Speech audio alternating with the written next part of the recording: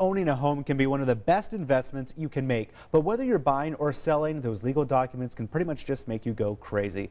Today, our financial planner, Elaine Beadle, is here today to walk us through the steps of those real estate transactions. Elaine, thank you for coming, and there is so much to talk about when you get through the process and you have all of that paperwork to go through. You sign your life away. Exactly, but you know, in the beginning, there's a few things that both the buyer and the seller need to do. So a buyer should really try and get pre-approved for a loan. So working with a financial institution to really get a handle on what price of home can I even afford? What could I get a mortgage for to cover that? So that's an important thing to do. And on the seller side, you probably need a listing agreement with an agent.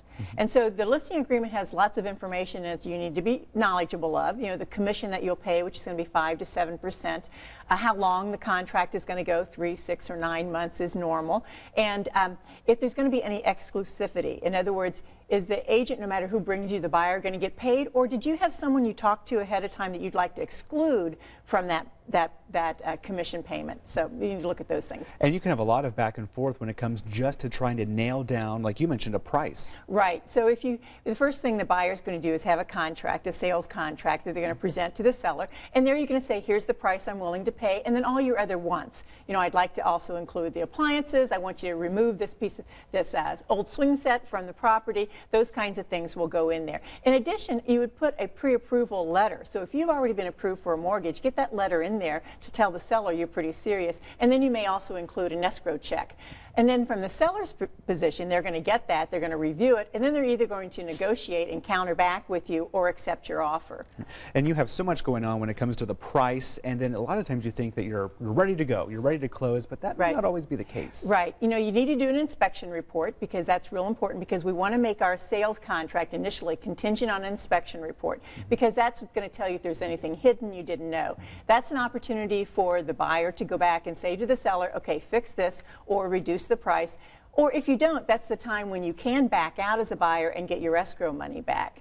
So that's one of the important things. And an appraisal has to be done so the mortgage company knows that the house you're buying is worth the money you're paying for it. But then we get into the closing. And the closing is where you get all of those documents. And really from the buyer's side is what they're doing is completing their mortgage process. From the seller's side, they're figuring out how to transfer the asset.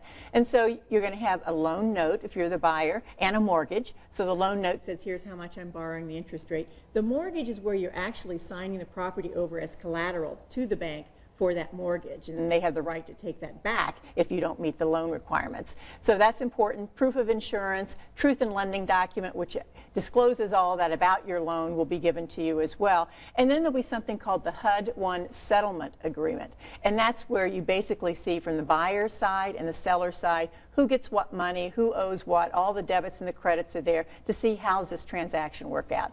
But then from the seller's side, they're trying to transfer the property, so they have a deed with the new name on it. They do a seller's affidavit that says that they swear that I'm eligible to sell the property, I am the owner, and that I've disclosed everything about it that you need to know as the new owner. And then there's going to be a title insurance, which is again something you buy that says, legally, we searched this title up and down. It is clean. It is ready to be transferred. And then the insurance part of that will pay any costs that might come up if it didn't turn out to be that way. So much paperwork and so much back and forth. This can be a pretty lengthy process just to kind of find a home and really zero in on it and get to the end. Yeah, it can be. And it's important to understand the documents, those that you need ahead of time, those you need to be prepared to put together.